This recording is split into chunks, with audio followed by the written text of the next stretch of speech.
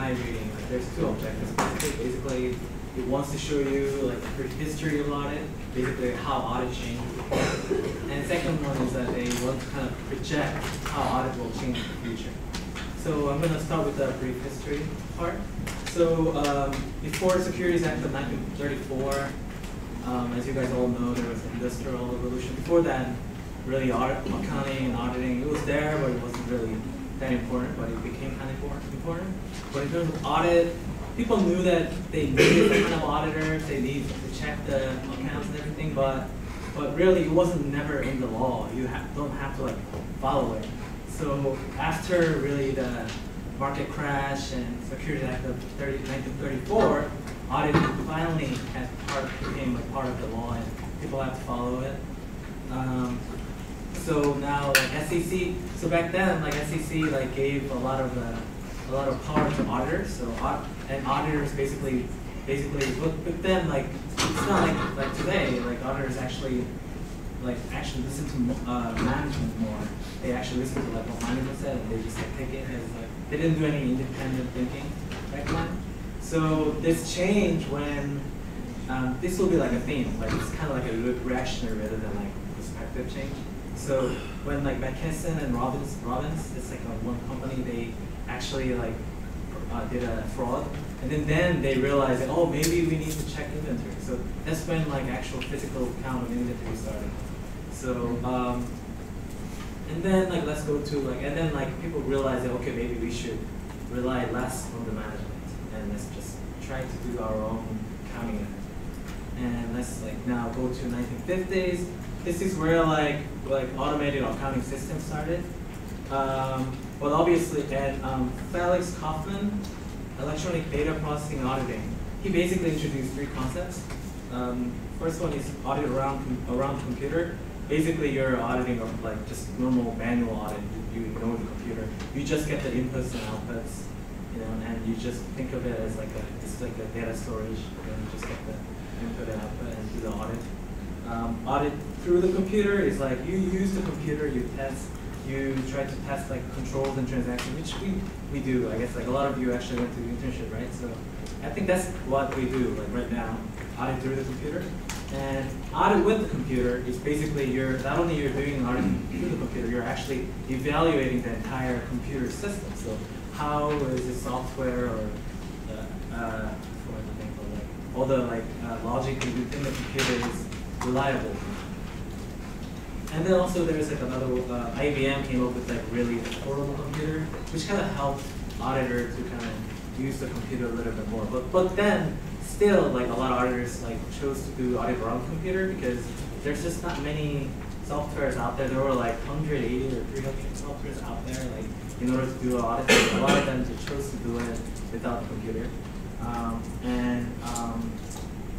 And basically, around 1967, audit tape, I'm not sure which.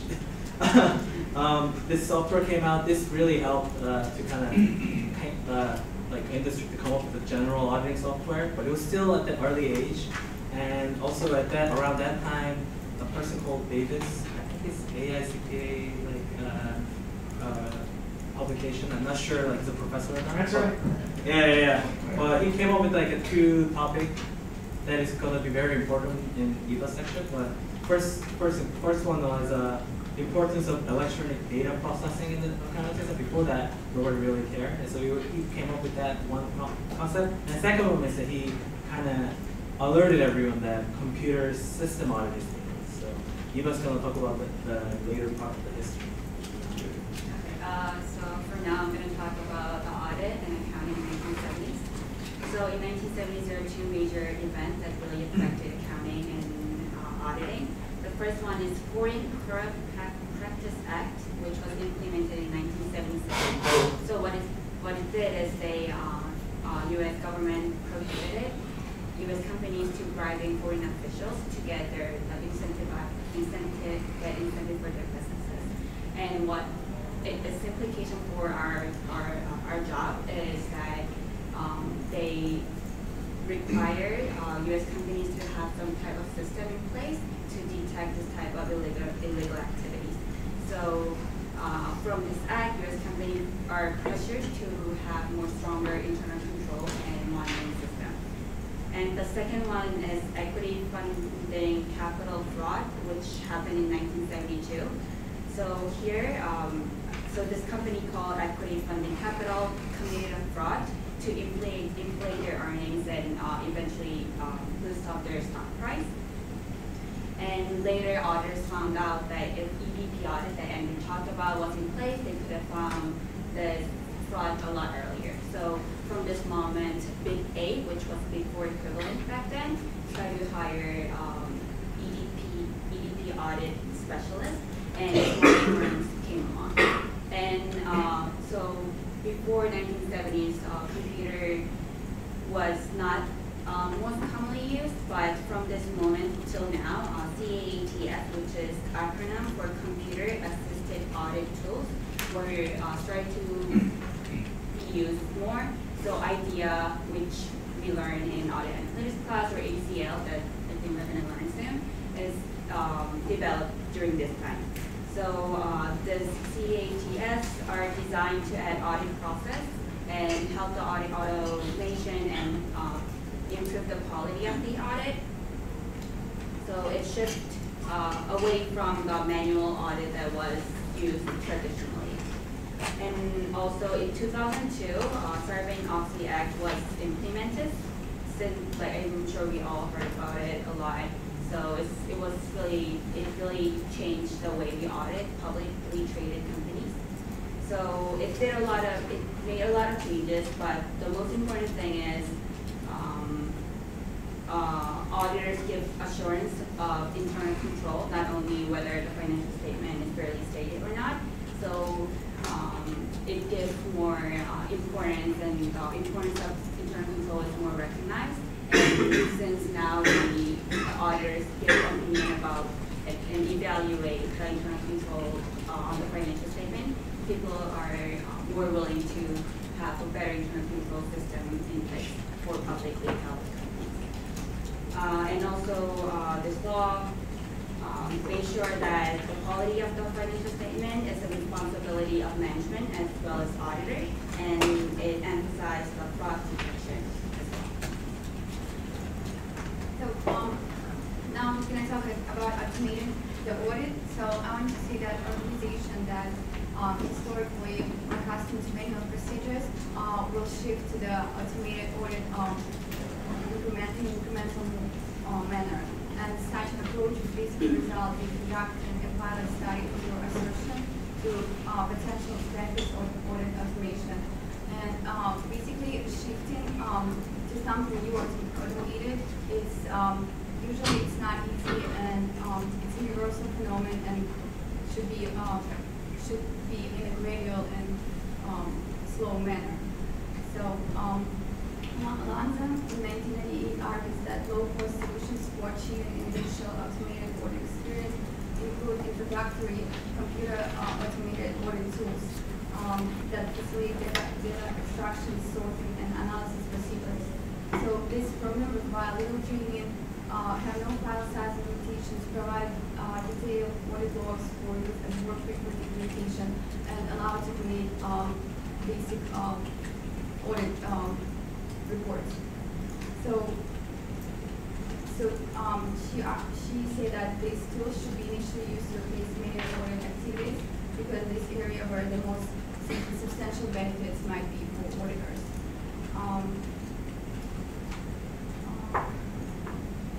So also, for example, such tools are capable of testing of 100% of records included in the file.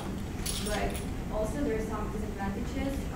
These tools do not operate on a truly continuous manner, and specifically they are batch practice programs activated periodically according to the audit plan.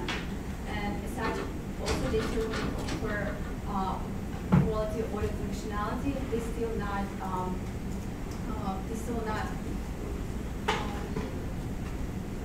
not truly aligned with the future audit. Also, I want to say that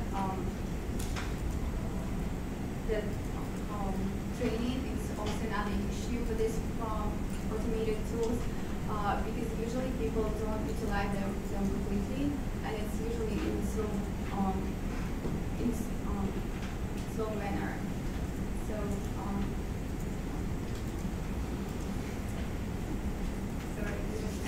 sorry. A strategically formulated implemented plan that includes careful consideration about issue resistance was invented here for project stop and change should result in more clearer outcomes. So at least that automated tools, computer automated audit tools, have the potential to serve as bridging mechanisms between manual audit and automated audit. And we then will talk about future audit. Yeah, I'm talking about the future audit.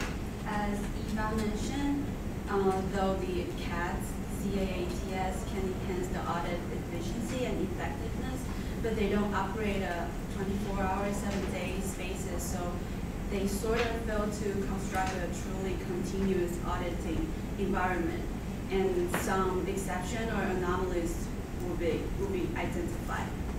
Or like we can say that the cats don't work with the real-time data stream, so they are not able to find out the potential frauds or irregularities.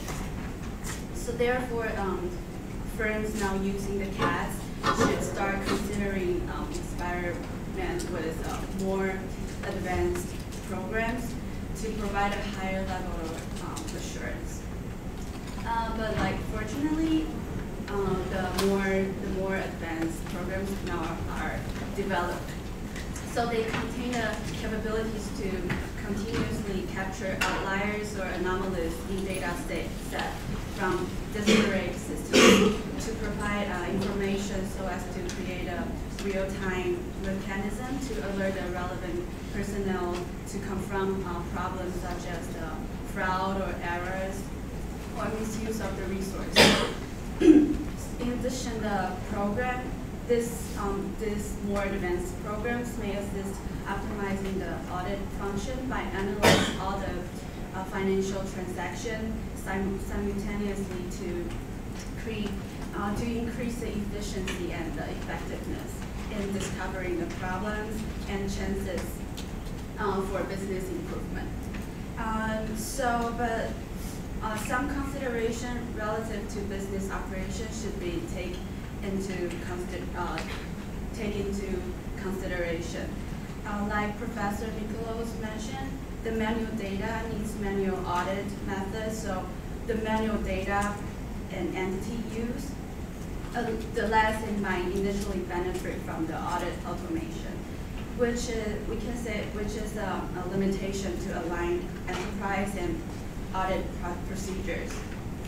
So organizations should first consider the extent to which its data is automated in order to determine the potential utility of a robust auditing system and convert data to a more automated state in order to implement the programs. So as we all anticipate, the final goal for the business is to optimize the audit quality. So for example, the continuous audit monograph notes a growing demand from decision makers for the digital economy, such as potential investors or creditors need for more timely notification, not merely for the traditional financial statements. So since the decision makers require a more continuous information stream, they will demand independent assurance about the reliability of the information. Consequently, 24-hour, 7 days auditing protocol is needed if firms intend to compete for scarce resource or ultimately succeed the audit in the current real-time global economy. So our team will introduce different methodologies for future audit in the following. The first is EAM, stands for Embedded Audit Modules. The EAM involves the installation of files or code segments within the host system. For example, in the EAM domain. A block of program code is created and inserted within the client system's code structure. So the EAM subsequently monitor the transaction occurring on the host and in accordance with the construction of the code block. So when a suspicious item is identified, auditors can review relevant events information, which is recorded in the log with an ongoing basis. However, there are still several problems with this embedded audit modules, such as like it may reduce client system performance or create a access data set relative to the event log. So the EAM currently exists as primarily an academic topic and in a lack of acceptance within the auditing community. And Anki will introduce the following.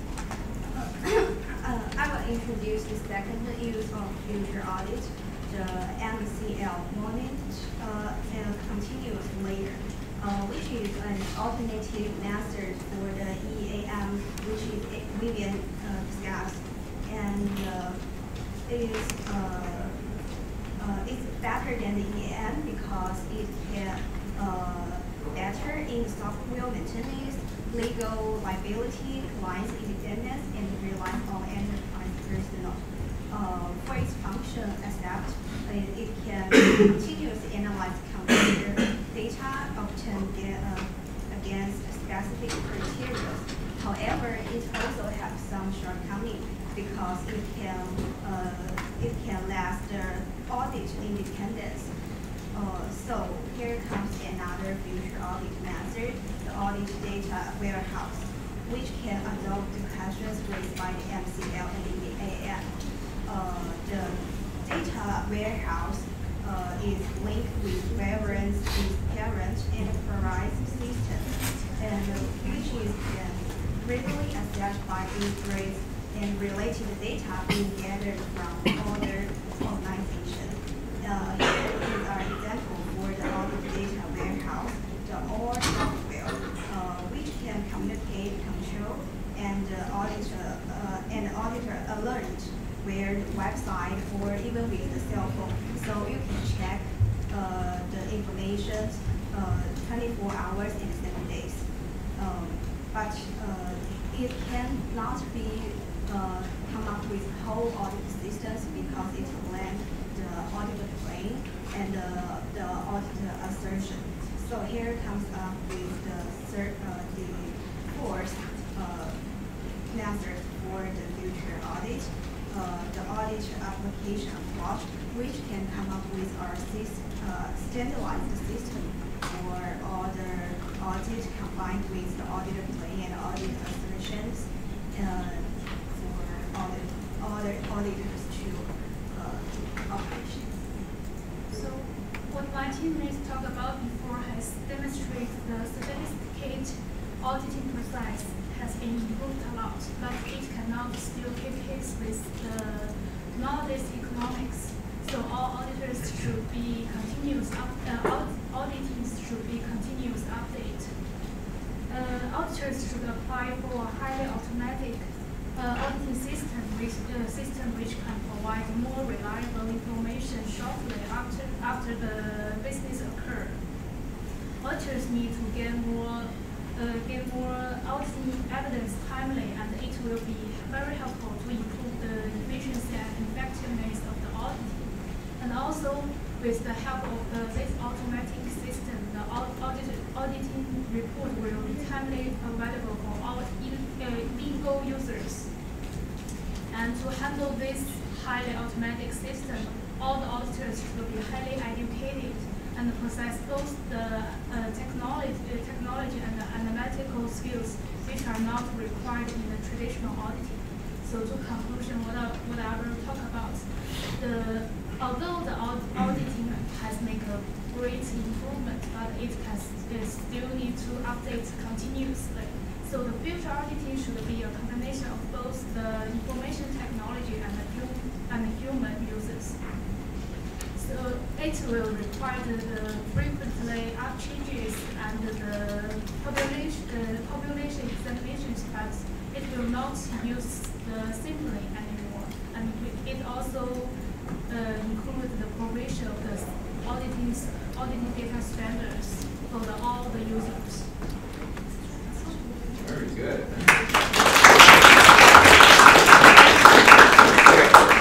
Okay, any questions about what they covered? That was interesting, that history of auditing and where we're going and where we are. Anybody have any questions? Yes. Andrew, I think you said that like inventory was created in when? The 19. It was like 1939. Was it the? I thought it was like way. Yeah. I mean, there was inventory, but like, Oh, okay. like auditors didn't like physically check it. They usually just Oh, rely on auditing the actions. inventory, or like okay. Yeah. Yeah, I think I shared last time back in, or Jeremy shared this back in 14 something was the first accounting, double entry accounting was invented. And I read an excerpt on that they also had auditing back then. And what they did was population-based auditing. They audited, you know, the 3 cows and the 2 pigs that were sold that day. Where they checked it out completely. And so now, you know, we're 9,000% less efficient today because we take a sample of 30 when we're doing audit. So, you know, that was good history. Any other questions? Anyone? Yeah. You know, they use the term the assured reasonable assurance, and I wish they like gave you some history on the terminology. Yeah. Changes in disclosures, because when you use the word reasonable assurance, it's pretty vague, it's pretty broad. Absolutely. And automated auditing, like if you said, I assure that this is accurate, I think you have to turn to automated auditing.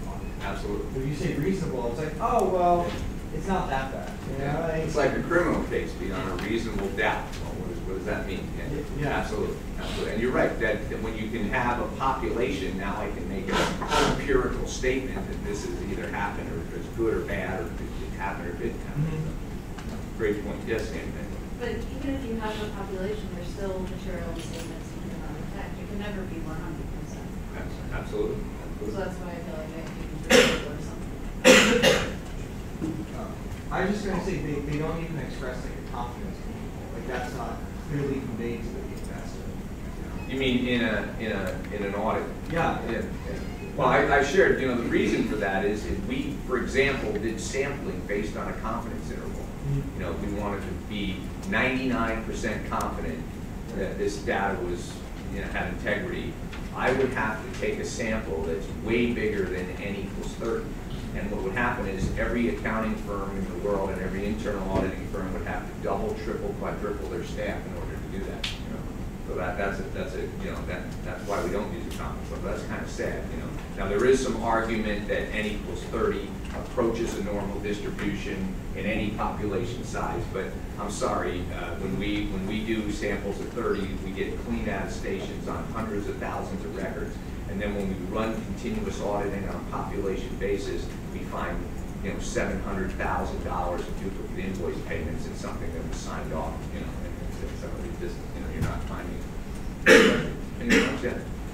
That's my question, but when I read in that essay, I found some additional information I found that's maybe interesting for everyone, because it's audit started so early than we imagined. It was the first audited, recorded audit record is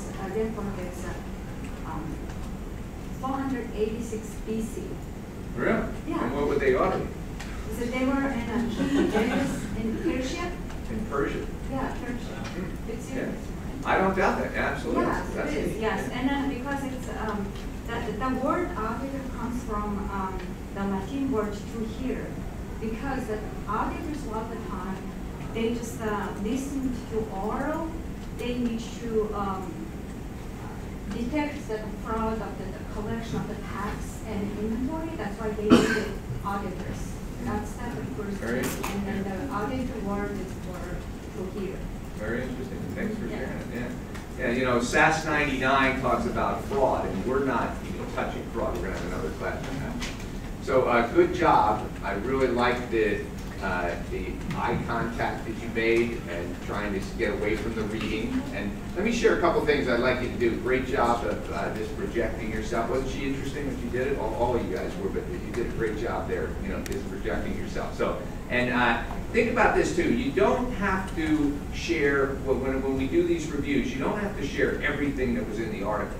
I'm just interested in you sharing the things that struck you as being interesting. And so on your notes, you know, just put a few key bullets and then talk about it. I'm not grading you on whether you covered everything in the article. I'd be interested in things that really hit you. But you guys did a great job. You pushed through trying to not read anything. And it's so much more, isn't it so much more interesting when, you know, and another trick is, not trick, but when she's presenting, look at her, you guys look at her, okay? Because the audience kind of follows your eyes too. You did a good job that you looked at each one that was presented. So look at one another, so, you know, on presentation skills. But really good job. You pushed through and did good. And some people, it's easy for because you have more practice and you get good at it by practicing. So every chance you get to present, raise your hand. Let me do it. Okay? Whether it's at work or at school or whatever. Okay? You guys did a great job. Let's give them a big hand. Okay. Very good. Okay, now we're going to spend a little time talking about SAP. And the reason I want you to get SAP down is because I had a little experience in my career where I was I used SAP as a user at Armstrong World Industries as an accounting supervisor and controller. And it was one of the things that, and then I left there and did a startup company thing that involved some SAP. And then I got offered a job as the lead FI consultant for SAP for Computer Science Corporation while I was a consultant at Siemens on SAP. And I got that offer because I was the only American citizen that was applying for the job. The people from usually India and Germany are way better at SAP than I would ever be. But I also got offered double the pay that I was getting at my current job, because there's a big need for people who understand and know how to use SAP. The gentleman that was in here, Jake Benson, that was working for Libra, that's the CEO of Libra, he was an SAP consultant, you know. So, and the other thing that's really important about it, it gives you a real clear view. About 80% or more of the Fortune 5, the large companies, medium and large companies in the United States use SAP. And one of the fallacies about SAP is that it's really complicated. And it is really complicated because it can do so much. It was developed in good German fashion by Germans in 1972 that left, I think, IBM and some other companies. But what's interesting about it, when you do configuration, when you install SAP, it has what's called a configurator. And it has these buttons. And all you do is turn things on with a radial button. So you want to have trade receivables, yes, turn that on. You want to have dunning, yeah, turn dunning on. And what happens is people spend millions of dollars or a lot of money on these systems, and they turn everything on because they figure I paid for it, I might as well use it, and then they don't have underlying processes to support trade receivables or dunning or whatever, and then they get so confused and complicated. Hershey Foods a few years ago almost went under trying to put in SAP. But it's a great integrated ERP system. It has a lot of new technology, and they're taking a different approach now at SAP, where they're starting to say, you know, we're going to develop core enterprise ERP software, and we're going to let other people, you know, companies. I'll have a lady here later that works with them, strategic partners, doing certain things like analytics, detailed analytics, and other things. So they're outsourcing some of that. And they also have come up with this amazing technology called SAP HANA, which I shared in the first class a little bit about how you take information out of traditional databases or even relational databases, and it puts it all into memory, into RAM memory. It's an optimization technology, and it allows you now to do in-memory analytics or to evaluate your business in real time. So I encourage you to, when you get into firms and you get or companies and you get a chance to use SAP, get on there and use it just as a user, and ask questions, explore around. And I'll tell you, no matter what anyone tells you, there are no experts in SAP. Everyone's an expert in one area. I did installations when I was doing consulting, and we put in SAP modules, and we had a group of 25 people or something. Credit to the folks from India, because they're incredible at this stuff, and they work unbelievable hours to put these things in. But these guys would be, one guy would be, I am HR, payroll, hourly payroll. That's what Jake Benson was doing. And he knows, these guys know that thing. But if you ask them about, how does the cost accounting module work, they're not going to have a clue. So, and because no one can know, and it's such a broad system, no one can be an expert on all of it. So everyone has some type of concentration in SAP. So, and they used to bill them out at $350 an hour, and there were a huge number of people that were making a huge amount of money by just going from SAP implementation to SAP implementation and getting $350 an hour. Figure that out on an annual basis. That's I don't know, $500,000 a year or something. So it doesn't bill out that high anymore because so many people get into it that but it's still a good thing to know. But just get to know them as a user when you go into companies. Okay. So what I want to do is just share with you a little bit about SAP and SAP. First, about SAP's vision on what's got to change or what's happening in the world today. And they have a pretty good view because they're getting input from all kinds of companies. When you go through the airports, you see the signs that say Adidas uses SAP and Porsche uses SAP. And I worked with Siemens, and they are the largest SAP users in the world. And in fact, SAP has what they call industry solutions that are special modules of their software for the oil and gas industry, for the automotive industry, for all different industries. And those, they actually have one they made up for Siemens called Industry Solution S for Siemens. And because of the way Siemens does business in some way. So there's some big companies, almost every big company uses SAP or alternatively Oracle. But SAP is looking at this thing that, we have 5 billion people worldwide moving into the middle class in developing countries. The global workforce is going to be 75% millennials like you guys by 2030. So I was the baby boomer generation. We were the largest generation. The generation that followed us, Generation X or whatever it is, they're a smaller group, But now your generation, the millennials, are even a bigger group, okay? And 50% of the, a lot of things are happening with people are moving to cities. We have 1.3 billion people on social media, a billion people on Facebook, 4 billion people that go to YouTube. And think about 4 billion people. There's only 7 billion people in the whole world, and there's 4.5 billion of them, I think it is, using YouTube. So there's an incredible proliferation of data and people using data and getting involved in things that happen with data. So they look at massive amounts of data, and it's growing more and more. You saw with IBM Watson where we're starting to use big data, which is unstructured data, and they say that a lot of only 20% of financial reporting is really structured data, the numbers that you're adding up and you're doing when you do accounting and auditing. But a larger portion of it is the informational stuff around accounting that you do, and you hear about that, and we're trying to do a better job of putting that on annual reports and that kind of thing. We have transactions, conversations, and machines.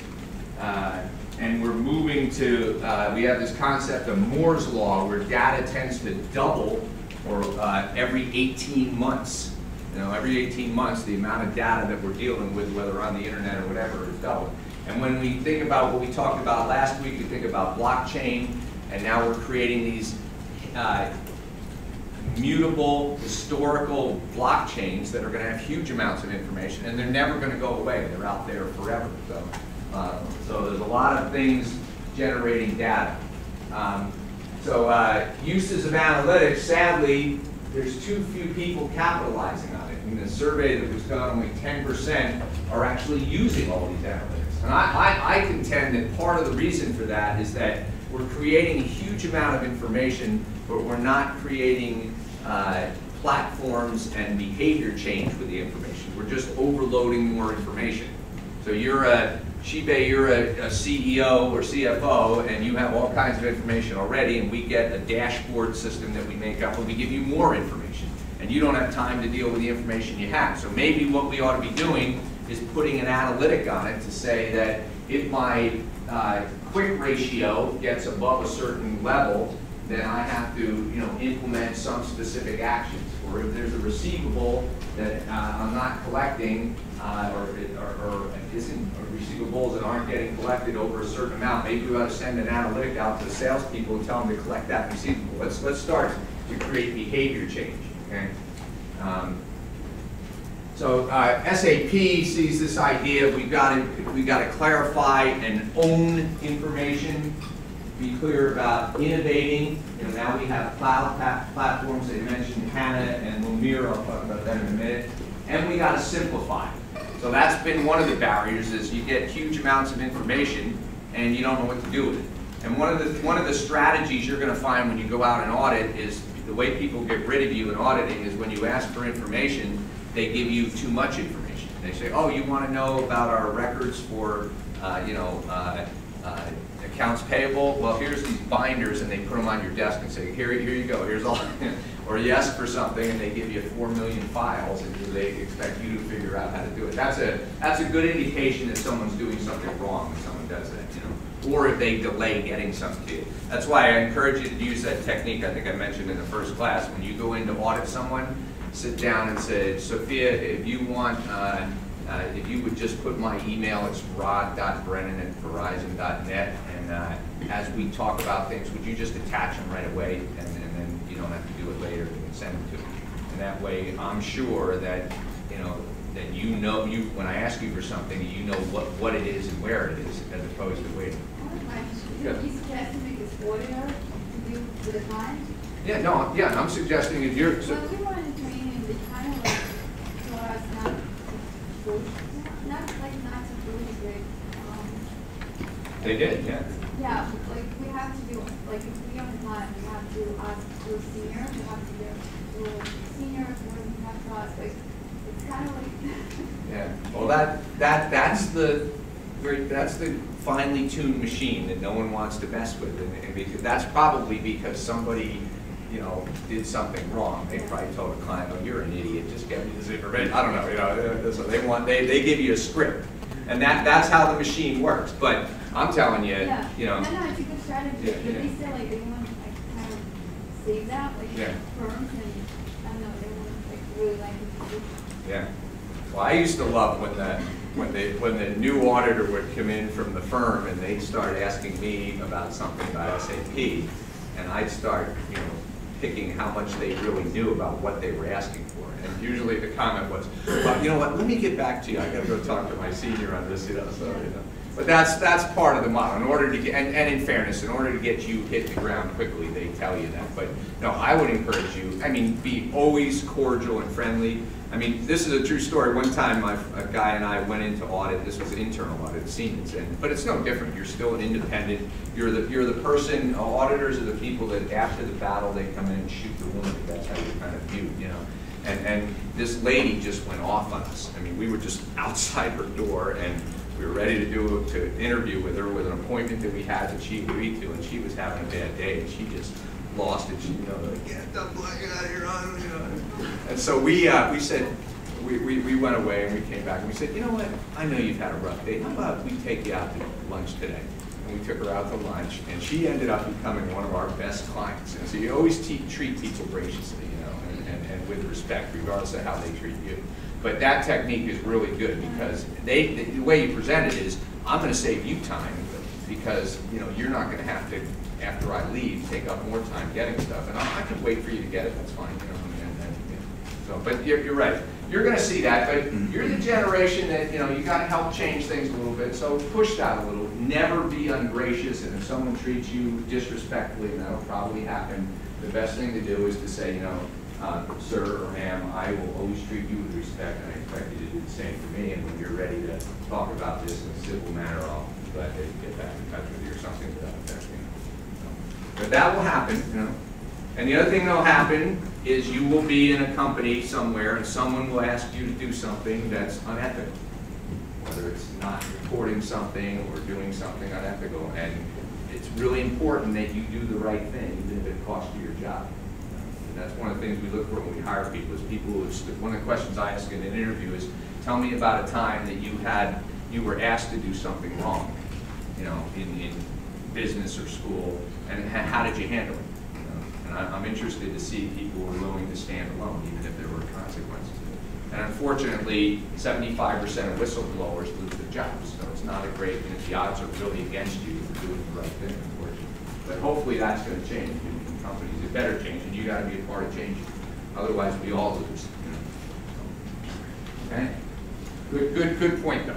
Good point. You know, and that's the, you know, that's the machine that works, and that's why. And the other part of it is that, remember, one of the biggest independence issues in the world is I'm paying a major auditing firm, you know, $50 million to audit me.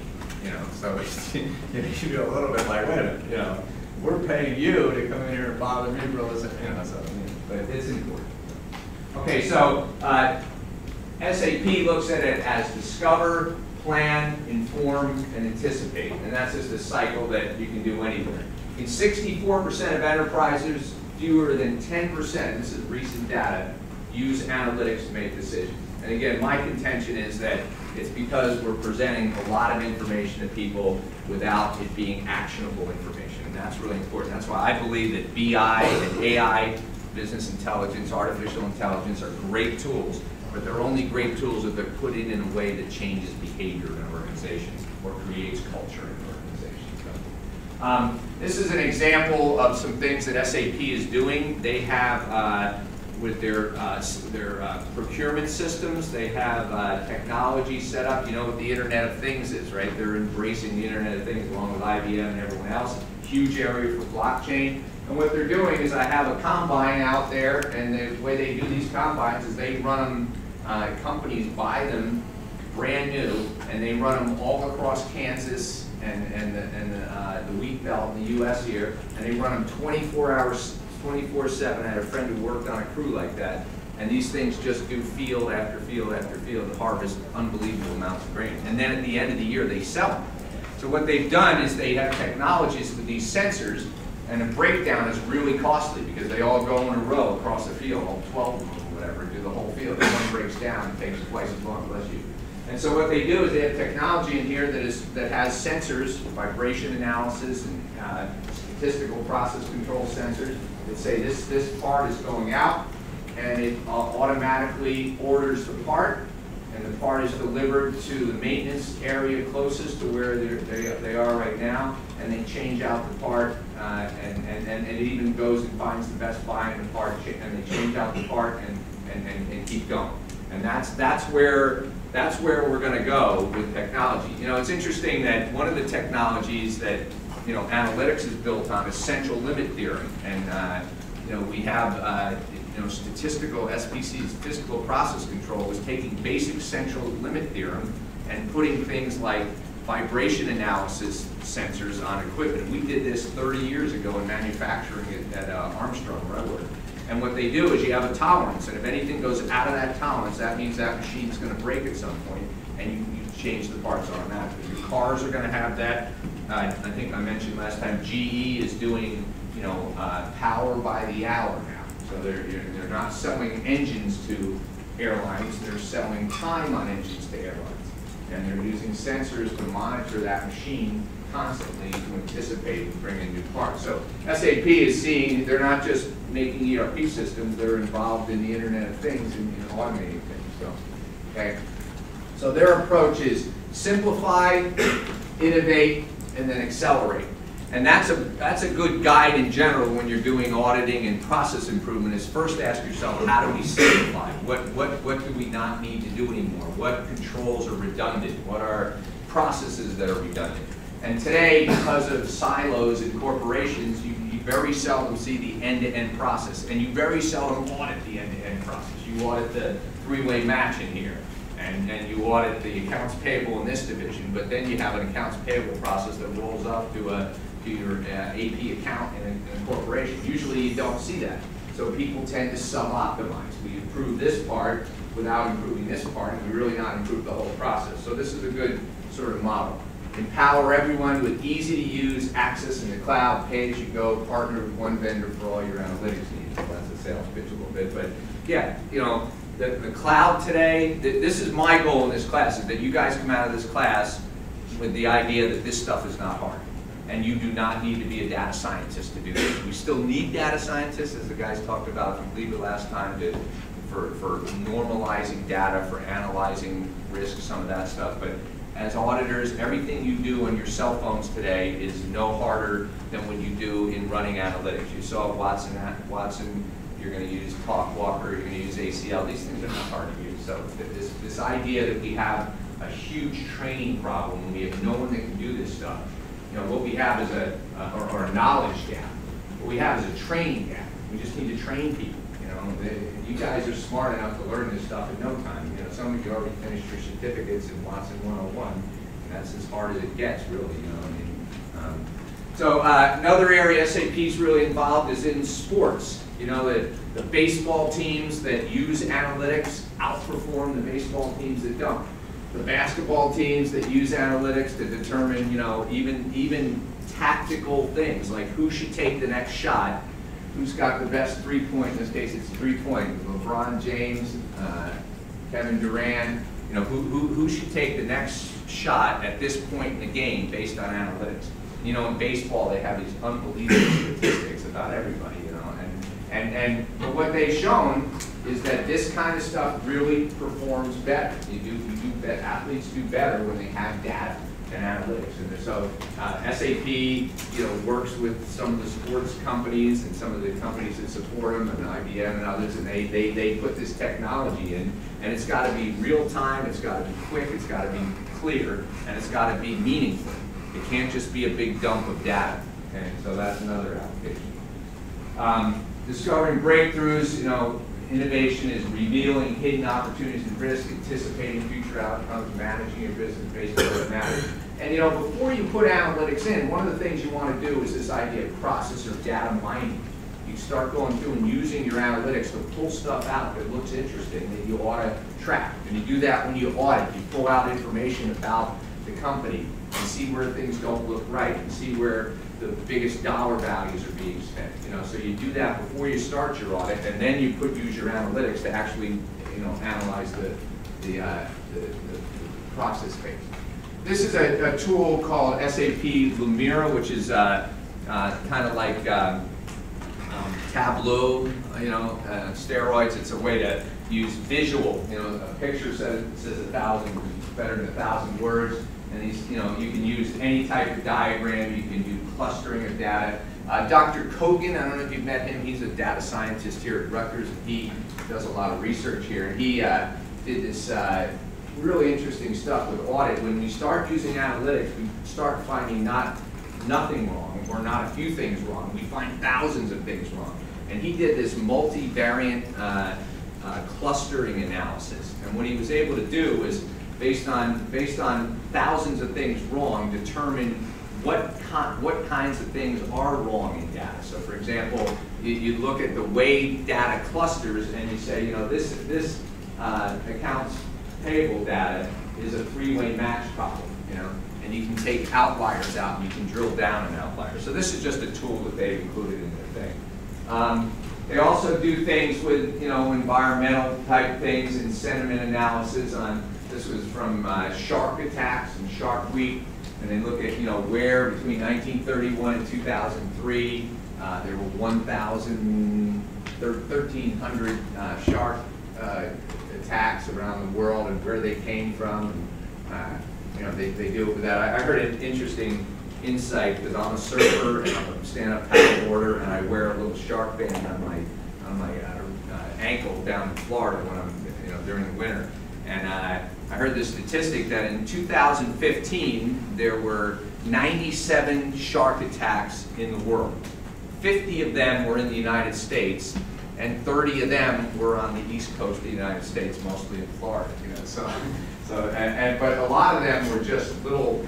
In New Smyrna Beach is one of the highest shark attack places, but they're small sharks that are chasing bait fish misty water because the sand is so fine, and they nip your finger. That's considered a shark bite, same as a shark taking your arm off. But it's funny. I was out with my brother one day, and we're on a stand-up paddleboard this last year, and this hammerhead shark jumps right in. It was only about 4 or 5 feet, but it jumps right up in front of us. It wasn't chasing us; it was trying to get a fish. Jumps right in the air in front of us, and I go to my brother, "I think we better go in." He goes, "I think we better go in." But they do this. They use analytics to do these kinds of studies and see what's going on. So you want rapid insight into action, and that's what I was saying earlier. You want to be able to turn analytics into actionable things, not just provide a bunch of data to things, and answer questions and address pain points for customers. Not just tell them a whole bunch of stuff that they don't care about, but really address things that really matter. And again, graphics, you'll see in TalkWalker when we do that, they have a lot of, you can see a map of everywhere around the world where the sentiment analysis or the information, how it's different. And it's very different around the world. It's interesting how culture has a huge impact on the interpretation of data. So, I can be a company, that's why when companies are really successful in the US and they say, gee, let's take this success just to Canada, and they fail. Who's the big retailer that recently took their whole business to Canada and it just fell apart in Canada? You think Canadians and Americans or US do a lot of things alike, but totally different. And then you go to Asian countries or Eastern Europe or Africa, and the thing that worked great in the US doesn't work there. So they do a lot with Formula One. That's a big area for analytics, because a race car, the difference between winning and losing is tenths of a hundredth of horsepower or seconds, in there. So let me show you what their approach is to analytics and to automated auditing in SAP. And it's a little different. When we was working with Siemens, we used some of their GRC tool, but we didn't use all of it. And they have kind of an interesting approach to it. So this is, again, their plan. They have governance, risk and compliance, which is GRC, trust and information. And what they're saying is that analytics are going to change things in a disruptive way because of what happened with the financial collapse, with the constant hacking and things that are going on, with the continued failures of companies, and with what we've talked about, the inadequacy of what we're doing today in addressing things, that there's going to be a new normal here, and there's a huge demand for trusted relationships and trust and integrity and dealing with corruption. And again, my contention is that a big part of that is going to be if we can leverage this blockchain thing. I'm reading this book now called the Blockchain Revolution, which is talking about how blockchain can be applied. It's just amazing. What I love about it the most is that it has the opportunity to reapportion wealth or redistribute wealth, not in a government-driven, corrupted way, but in a natural way, by giving everyone an opportunity to participate in the economy, whether they're in Africa, in Kenya somewhere where there's no banking processes, and it's amazing. If it happens, we'll see, And his point is that now people in finance and accounting like you guys are going to have increased pressures on you. Now being a CFO, you really got to question whether you want to be a CFO, because it's a tough job. Because you have huge liabilities now as a CFO to ensure regulation, deliver services, grow the business at a rate that other incumbents or disruptive startups aren't going to take you out of business. So the business priorities that were for CFOs over the next 2 years are control cost, improve efficiency, support growth. That 76% of finance executives believe at least half their time should be on high-value planning and analytic activities. Only 55 or less achieve that. 76% of finance want to be more involved in working with the business. So being a CFO, does anyone have an aspiration to be a CFO? You guys want to stay in accounting? Would you like to be a CEO or CFO someday, run a business?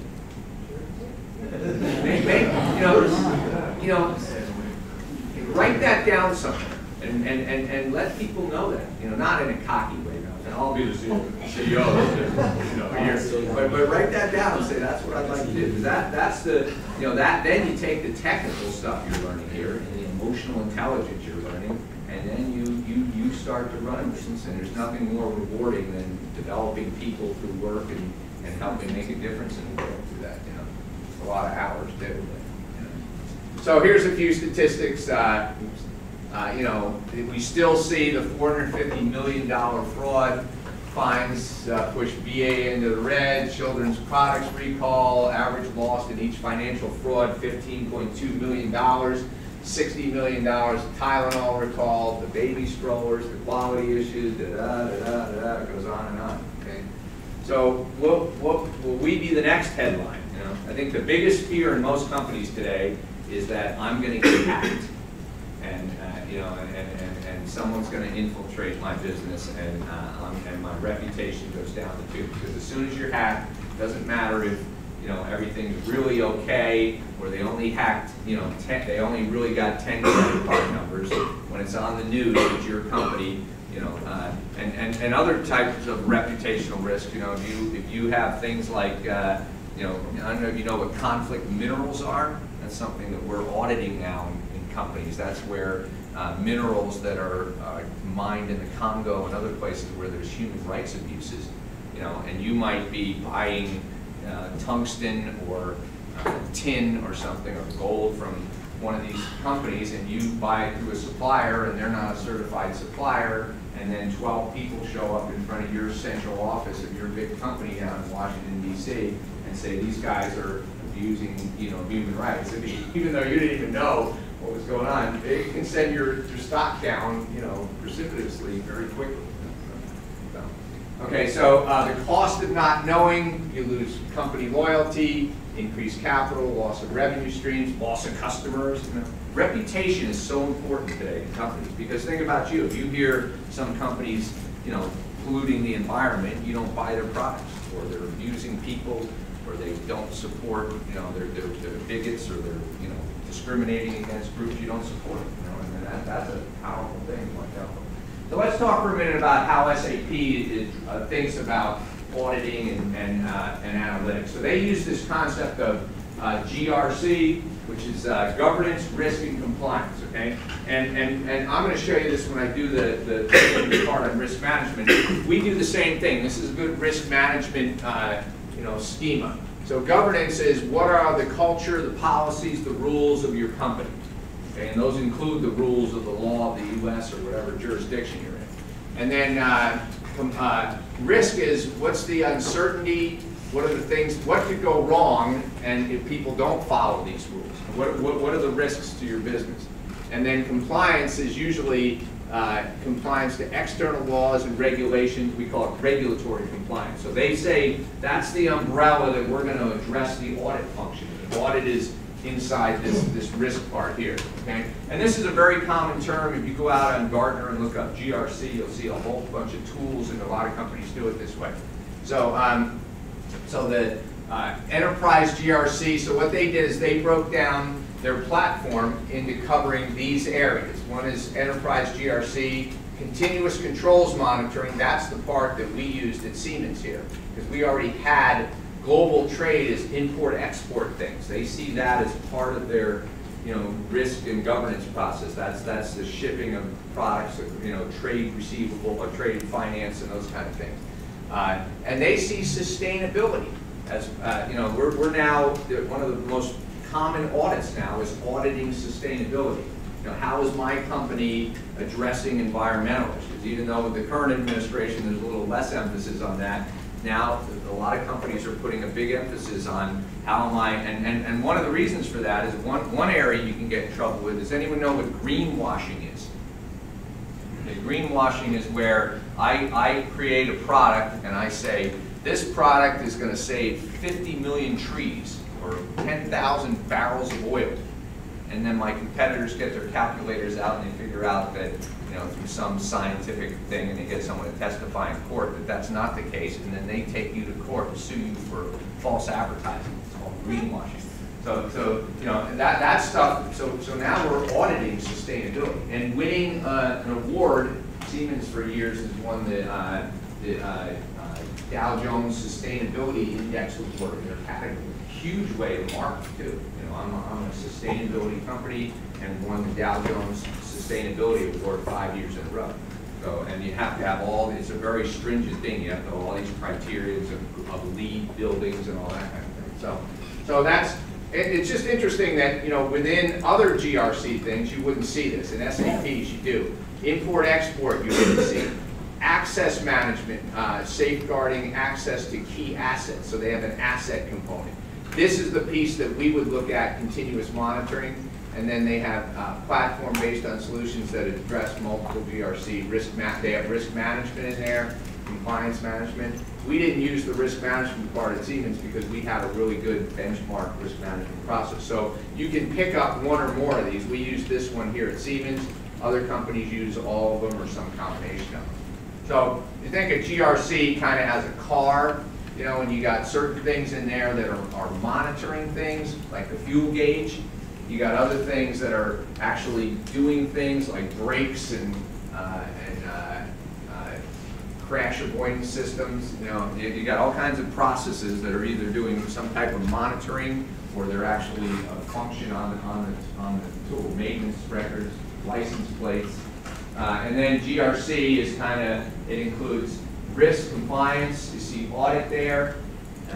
And you know, in any of these areas, we have some type of audit too. You know, in environmental health and safety, we used to do environmental health and safety audits, policy audits, quality audits, legal audits.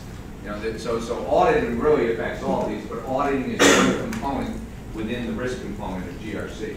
Okay? And in SAP's view, we're kind of moving along a continuum where we're going from, you know, a maturity model from sort of ad hoc GRC, where we just had manual assessments, workflows, alerts, to control monitoring processes, dashboards, and then we're going to get into real continuous BI and analytics. I'd argue we're probably further along this curve, at least in capability. In implementation, we're probably maybe even lower than that, you know, in terms of across all industries. Okay? And then they see, you know, GRC contributing to regulation. There's constant change there in growth and in technology. So we have cloud. I added blockchain in here because blockchain's a new technology, new vulnerabilities, expanded automation, the whole cloud process, new threats, new markets, policies and frameworks are constantly changing. It was that Foreign Corrupt Practices Act that you guys mentioned in your team today that has also been expanded by a UK one that was signed in 1977, and they're really going after bribery now, you know, because corruption, bribery is a huge area that, and companies that do bribery have a 17% lower GDP than companies that don't, so, or countries that don't. So if that's something we got to deal with. Okay, and then we talked with Watson, with what you're using about big data analytics. And again, this is a critical area. This is, I think, the future that we're going to use. I'll do a lot more auditing in that area. I was watching a lady in the office in New York yesterday from another company who was reading some kind of legal documents, and that's what she does all day long. I talked to her a little bit about it. And contracts, and looking for things in contracts. Well, today I can take analytics and I can have analytics analyze contracts for certain things. We're not going to automate, you said, Amanda, everything. We're going to take it, you know, we're not going to take the human factor out, but I can do reviews of contracts. So big data monitoring, which you're going to be doing with TalkWalker, and those are key areas. Okay? And then forward-looking GRC systems enable value. You know, are you prepared? Do you know how to respond, etc. Simplify, gain insight, strengthen. I'm going to cut through some of this because some of it's good. So this again is kind of their platform.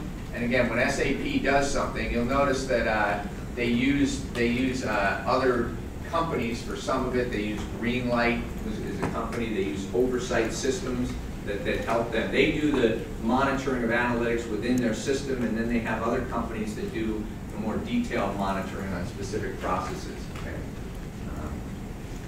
So automation, I like this little joke here where they got the square wheels on the thing, and no thanks, we're too busy. And that's often what happens is we don't make changes because of the inertia of the familiar. You know, we've always done it this way, and it works, and the machine works well, and that's what you'll come up against a little bit as you get out in the work world. But please challenge it, because you got to be you're the generation that's going to change it. You're the folks that got to change it. But when we do use automation, we get better confidence, better coverage, reduce time, and I'll add quality of work life. You improve your quality of work life because you're not spending time as expensive middleware. And then what they're saying is the opportunity for automation is, you know, very high in this regulatory compliance area because it's very well defined. You know, thou shalt do this, this, and this. So the analytics says if they're not doing this, this, and this, then send an alert. Okay? It's a little less defined in the day-to-day business activities because there's not end-to-end processes, there's disconnects, there's et cetera. And then in strategy things, you know, we're going to grow our company. Well, what are your analytics for growing your company? Although I'll tell you, we saw it when in risk management, some very good, reputable companies are doing some really neat things with big data and structured analytics, where they're looking at their strategy, they're monitoring their competitors out on the internet, and that's what you're going to see with this TalkWalker tool. You can monitor, you can see what your competitors are doing and when they're and what's happening, and you can do a lot of strategy stuff, but it's a little less empirical. It's a little more strategic. Okay? But the perception is that a lot of times it's not going to be there, and you're going to see the biggest benefit. But the nice thing is you can trade up then to that. So this is just early prevention and detection, use control monitoring where you're going to get the largest impact. And that's what I encourage you to do with analytics. Start with the stuff that's really wasting so much of your time and where we're really doing an adequate job. And that's the high transaction value things, accounts payable, accounts receivable, those kinds of business processes. And then you can trade up to the more strategic things and use your cranium a little more to enjoy what you're doing. So this is just a few examples that they use and they have this in their module, as does all the other software companies. And one is segregation of duties. So what SAP does is they have a matrix, and they have roles here: accounts payable, assistant accounts payable, accounts receivable, clerk, all the way down. And then they have objects, which are user rights across here. And then in the matrix, they have a little X that says, if Sophia has this role, she cannot also have this object. Or if she has this role and this role, she can only have these two objects.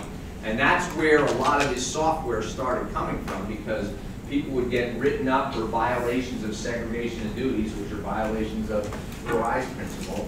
And then they would have to manually figure out how to fix that. And there's so many permutations and combinations that you can only do with technology. So that was the genesis of ACL, IDEA, and some of these other softwares. That's where they came from. So that's one of the things that they do. And Gartner did this interesting study where they said that automation is the key, and people take different views to automation. The most popular analytics tool today is still Microsoft Excel. But as you see here, people pull out the spreadsheets, and there's no budget startup. We all have it already. By the way, how many of you guys use Google apps? You guys anybody use Google apps? That is awesome. I mean, I don't know what's why I spend money on Office. That's really good. And you can share documents. I'm just starting to use it. I didn't realize nice tool. It seems just as good as Microsoft. Anyway, so I can jump right into this. But the problem is there's a lot of middleware transfer of data. A spreadsheet is not secure. We have huge issues in auditing. You'll find that out. How do you audit a spreadsheet? Well, it has macros. Well, is there a security on the spreadsheet? Well, no. It calculates our valuation for our pension plan. Okay, well, and how do we know it's doing it right? Did we test the macros, test the formula? That's going to be an issue you're going to break. And you spend a lot of time developing these things, and it's all internal labor, but it ties up a lot of time. It's not efficient. It's not, you know, prone to error. The other one is you bring in the big boys for the engagement. You spend hundreds of thousands of dollars to bring McKinsey in or PwC or someone on the advisory side. And that's great because you get support from external auditors. They don't rely on the spreadsheets. But they walk out the door, and then you spent a lot of money. Is it, you know, do you keep it up? Do you still do it? It's kind of amazing. I was a consultant when I left 20 years of working at Armstrong, and I went in and I'd come up with I'd suggest something to someone, and they'd say, oh, that's a great one. As a consultant, you know, when I worked at Armstrong, I'd say something, and they'd say, yeah, Rod, that's a great idea. Send us a memo on that, and we'll think about it. And then you're a consultant, you say something, and they say, oh, okay, we're going to go do that. I'm like, oh, wait a minute, you might not want to do that. That was just a thought, you know. So it's just amazing. You pay a lot of money for a consultant, and then you do what they tell you. You think they're smarter than you, and all they're really doing is helping you think the way you probably ought to be thinking anyway. And then the other one is to automate through commercial software. Okay, and they're saying, you know, that's the way to go. But again, as we're learning in this class, 25% of what you get out of the box, whether it's from SAP or other companies, you can just fit right into your system with the analytics that come with the software. The other 25%, you got to have some external files that you can access or internal files that are secured to write analytics, because there's a lot of information that's pertinent to your company, not to other companies you have to have. And then the third one, if you want to automate, you got to have you got to re-engineer the control. You can't just take a manual control and put automation to it. You want to rethink, what am I trying to get at? What's the objective? What's the risk? What's the assertions I'm addressing? And maybe I can approach this in a whole different way. And that's what I'm doing now with blockchain. We're trying to take you know, typical audit controls in a system audit and convert them to fit blockchain. It's mind-blowing, you know, it's interesting. So anyway, you know, this is the process, and the other one that's not up here is you can write your own automated applications. Today, because of SQL 2008 and some of these easy-to-use software packages and stuff, and AI and BI tools, you can write your own proprietary, you know, continuous auditing tool without being a, you know, a low-level programmer. You may need some help with getting the data and all that, but so that's what a lot of companies do. You know, they're doing in-house analytics, and with SAP HANA, you can write them right on the system itself. You know, so anyway, you do have migration issues getting data up. This is kind of interesting. You know, today, you know, we don't test some things. We do a lot of manual things. And to Amanda's point earlier, you know, we're going to have automated controls. We're going to simplify and reduce things, get rid of redundancies, get rid of multiple controls, get rid of processes that are inefficient.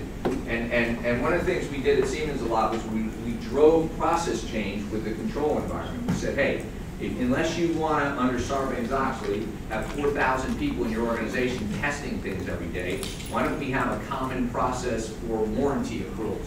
You know, it's not a sexy thing. It's not, you know, who cares whether you do it, you know, Joe's way or Harry's way, as long as you get it done. So let's have one warranty accrual process, have one analytic that does it across the whole company and does the whole thing. And a lot of times that's a way to sell people on changing processes, which is even more important than the control. Let's change the process, because if I have a common process, everyone understands it, and I have controls on it. So, and then there's going to be manual things that we still got to do. We still got to go in and read the, you know, the tone in the company and put forensic things together and think like a fraudster and say, what would someone do? How could someone compromise the system? What could go wrong? Important question. So, this is another one is reconciliation of purchase to pay. This is just an example that they give where this is a typical purchase to pay thing. Although I'll tell you, most people don't take samples of 40%. They say take a sample of, you know, the process, the old process is take a sample of 30%. Well, if you're a Fortune 5 conglomerate and you have 50 million purchase to pay accounts payable transactions, I guarantee you're not going to take a sample of 30% of that. You know, you need tons of auditors to do that. And the solution is take 100% sample, forget about all this check this and tie outs, and do it in an automated way. And of course, SAP offers that in their tool. So last slide here is their GRC solution looks at automate, align, reduce, simplify. They use the GRC model. Get that word down, GRC. You see that a lot. And remember, audit is a component of GRC, under the risk part of GRC. Okay, where the governance part is the rules, or the objectives you hold yourself upon. The compliance part is the regulatory compliance. But we do audit in all those areas. We audit strategy, we audit operations, we audit finance, and we audit compliance. Okay. So any questions about SAP? Has anyone used SAP? Has anybody just as a user during your internships or anything? Okay. So when you get out there, 80% of your clients, if you're going to the firms, are going to use SAP. Just say, and one of the things we did at Siemens is we trained the auditors from the Big Four in using SAP with view-only accents. And I think that's absolutely critical. Because if someone tells you, and when people come into me when I was a controller on SAP and they say, give me your last 4 receivables or a sample of 30 of that, and I download it into an Excel file. I mean, I can put anything I want on there. They don't know the difference. But if they can go in, that saves me the time. If I have something to hide, I wouldn't let them in. I really question why they wouldn't give you access at least to the FI, the financial module of SAP. And you should ask for that. And ask for it in a way that is going to save them money because they don't have to provide you with all this data. But you'd be surprised the company's just ready. For some of the acronyms that you use today, is there an index we can get for the, like you mentioned, GRC, governance, risk, control? Yeah. Right. Best thing to do is stop me right away when I say it, because I hate that when I use acronyms. You said AI and BI? Yeah, artificial intelligence and business intelligence. I wasn't sure how different they are. Yeah. Well, business intelligence, artificial intelligence is more the real techie stuff, of fuzzy logic and those kind of things. Where business intelligence is more just the raw data and how it's organized and how you have tools that can extract it and mine it in certain ways. Yeah. But ask those questions and those. I mean, the GRC is explained on these slides, and I'm putting all the slides out there too.